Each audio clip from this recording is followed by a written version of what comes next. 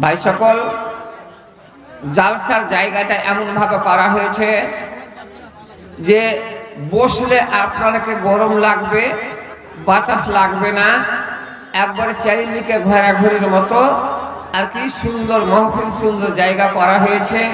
যেহেতু রাস্তাতে যারা ঘোরাফেরা করছেন দয়া করে জালসা প্যান্ডেলে এসে বসুন। আর আপনারা যেনারা ডাইনে বামে দাঁড়িয়ে আছেন ভাই, আপনারা একটু ভিতরে বসে গেলে ভালো হয়। কারণ আমি বলতে চাই না যে কোনো কথা আপনাদেরকে খারাপ লাগুক, কিন্তু বক্তার মুখ হলো আখার মুখ, কখন কি বলে দিবে, কার দিলে একটা তেড়া কথা লাগবে। তো জালসা শুনতে এসেছেন, আপনারা দয়া করে বসেন।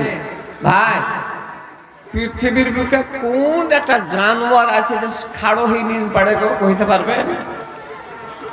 পৃথিবীর বুকে একটা জানোয়ার আছে যে দাঁড়িয়ে নিন পারবে, ও সে জানোয়ারটার নাম হলো ঘোড়া, খাড়ো হয়ে নিন পারছে।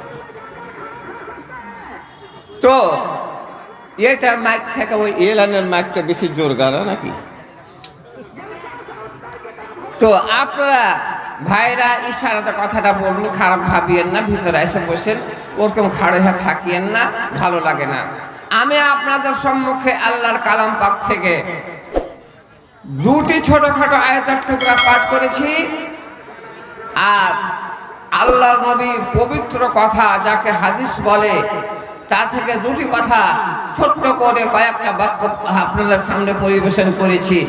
আমি আপনাদের সামনে কিছু কথা বলবো, কিন্তু তার আগে আমার সভাপতি সাহেব নাই, আমার নাজেম সাহেবও নাই। আমি সময় তালিকাটা জানতে পারলাম না যে আমার সময়টুকু কতটি আছে।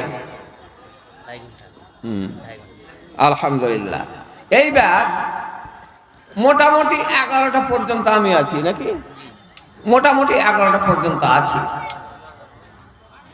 আপনাদের সম্মুখে।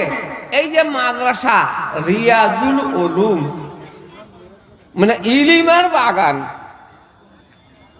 রিয়াজুল উলুমের মানে হলো ইলিমের বাগান। বাগান এই একটা নাম খুলেছেন। আলহামদুলিল্লাহ, বহুদিন আগে এসেছি। মৌলানা সোহরাব সাহেব আপনাদের মাদ্রাসাতে ছিলেন, আপনার গিদর মারি, তখন এসেছি। মাদ্রাসার আকার ছিল এক, এখন আকার হয়ে গেছে আরো অন্য।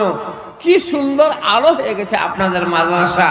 এইবার এই মাদ্রাসাতে দিনই শিক্ষা হবে।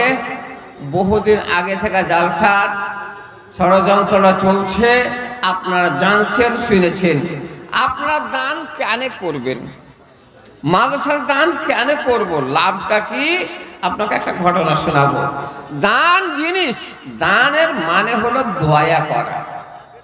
আর কিয়ামতের দিন যে লোকগুলা দয়াশীল, যাদের হাত বড়, হাত লম্বা, তাদের উপরে আল্লাহ দয়া করবেন। ছোট্ট করে হাদিসের অনুবাদটা আপনাকে বললাম, যারা দয়াশীল আল্লাহ পাক কিয়ামতের দিন তার উপরে দয়া করবেন। ভাই, দয়া কেমন একটা জিনিস? আবুল মুসলিম আল খাউলামি একটা খুব বড় ইমাম, খুব বড় একটা মুহাদ্দিস, আল্লাহর বুজুর্গ গত হয়েছে। আপনাকে ঘটনাটা তবে শোনায়। আবুল মুসলিম আল খাউলামি স্ত্রীতে 4টি টাকা দিয়েছে, সুতা কাইতে 4টি টাকা হয়েছে। ওই টাকা দিয়েছে বাজারে সওদা কিনতে। এবার আবুল মুসলিম খাওলামি ঝোলাটা নিয়ে এক দোকানদারের কাছে চাল আটা যা কিছু নেওয়ার লিবে। হ্যাঁ, সময় একটা দরবেশ চলিস, ফকির। ফকিরটা এসে বলছে, ও গো আল্লাহর বান্দা, ওরে আল্লাহর পিয়ারা, আমার গোটা দিন গত হয়ে গেল, বড়তে ছেলে মেয়ে অনাহারে কাঁদতে আছে, খাবার কিছু খাইনি, আমার চুলহা জ্বলেনি, বাড়িতে আমার আখা জ্বলেনি, দয়া করে কিছু দান করেন আল্লাহর পথে। হাত বাড়িয়ে দিয়েছে। কয়টা টাকা নিজেরও কামাই লয়, স্ত্রীর কামাই টাকা নিয়ে সওদা কিনতে গেছে। আবুল মুসলিম আল খাওলামি আল্লাহ পিয়ারা আল্লাহর ওলি। এবার ওই ফকিরটা ওই সাইলটা মুসাফিরটা যখন হাত বাড়িয়ে দিয়েছে, ওই দোকান থেকে অন্য দোকান চলে গেল, শব্দ কিছু নাই, মুখে কোনো আচরণ নাই, মুখের কোনো বলি নাই। এবার অন্য দোকান যখন গেছে, এবার পিছনে পিছনে ওই ফকির ওইখানে যে হাজির, ওই দোকানে যে বলছে, ওগো আল্লাহর পিয়ারা আমাকে কিছু দান দেন। ওই দোকান থেকে ফের তৃতীয় দোকান চলে গেছে। এই ফকির কত করা ফকির আছে যে পাছা ছাড়বে না, ওই দোকান পর্যন্ত চলে গেছে। ওগো আল্লাহর পিয়ারা বারবার আপনার কাছে চাহাচ্ছি, আপনি ওই দোকান থেকে এই দোকান, এই দোকান থেকে ওই দোকান, আপনি দেন না কিছু, আল্লাহর রাস্তাতে দেন। আপনাকে বুঝিয়ে তো পারবো না, আপনাকে দেখে তো বুজুর্গ মুরব্বী মানুষ লাগছে, আপনি দান কথাটা কি বুঝেন না? আবুল মুসলিম আল খাওলামি মনে মনে চিন্তা করতে লাগলেন, কি করব? এই তো 3 দিনার আমার কাছে আছে, 3 দিরহাম আমার কাছে আছে, 3টা টাকাই আছে, আর এই ফকির চেহে বসে থাকছে। আল্লাহ কোরআনে বলেছেন, হঠাৎ আল্লাহর কালাম মনে পড়ে গেল, আল্লাহর বিধান মনে পড়ে গেল। কোরআনে আল্লাহ পাক লিখেছেন, আল্লাহ পাক বলেছেন, প্রত্যেক লোক জানে, প্রত্যেক ব্যক্তি জানে, আমার বাপুরা জানে, ভাইয়েরা জানে, যারা নামাজ পড়ে তারা এই সূরাটা পাঠ করে, যাকে সূরায়ে দোহা বলা হয়, ওয়াদ-দোহা সূরা। সেই সূরার মধ্যে আল্লাহ পাক একটা কথা বলেছেন, ওয়াম্মা সাইল ফালা তানহার। জীবনে কোনো ভিক্ষুককে, কোনো সাইলকে, কোনো মুসাফিরকে, কোনো ফকিরকে মহরুম করিও না, ঝিড়কি দিও না, ওয়ার খালি হাতে ওকে বাড়ি থেকে কেউ বিদায় করিও না।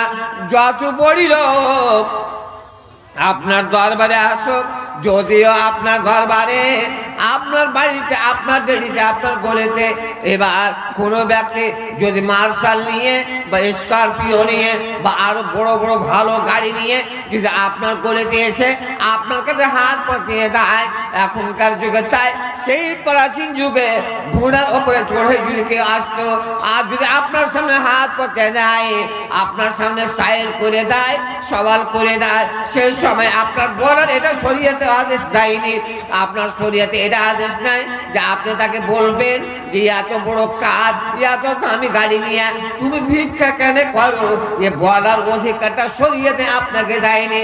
ততক্ষণ আছে হলো ভিক্ষুক, আপনাকে ভিক্ষা দান করে দিতে হবে, নতুবা যদি না থাকে ভালো কথা দিয়ে বুঝিয়ে দিতে হবে। আবুল মুসলিম খাওলামি আবার মনে মনে চিন্তা করলেন, কি করবো? আল্লাহ পাক বলেছেন, ওয়াম্মা সাইলা ফালা তানহার। সাইলকে মহরুম করতে হয় না, সাইলকে ঝিড়কি দিতে হয় না, সাইলকে দাপট করতে হয় না, সাইলের উপরে নারাজ হতে হয় না। এবার সাইলকে কিছু দিতে হয়। এবার আমি এই টাকা 3 দিরহাম যদি দিয়ে দিই, আমার ছেলে মেয়ের জন্য আমি কি দিয়ে সওদা করব? আর ওই দিকে বাড়িতে আমার স্ত্রীর কাছে 2-4টা কথা শুনতে হবে। এইবার দিলের মধ্যে বিচার শুরু করতে করতে, বিচার করতে করতে আবুল মুসলিম খাওলামি মনে মনে চিন্তা করলেন, স্ত্রী রাগে রাখবে, কিন্তু আল্লাহকে তোমাকে নারাজ করতে আমি পারবো না। স্ত্রীর রাগে তো রাখবেই। ওই টাকা 3টা ফকিরকে দিয়েছে।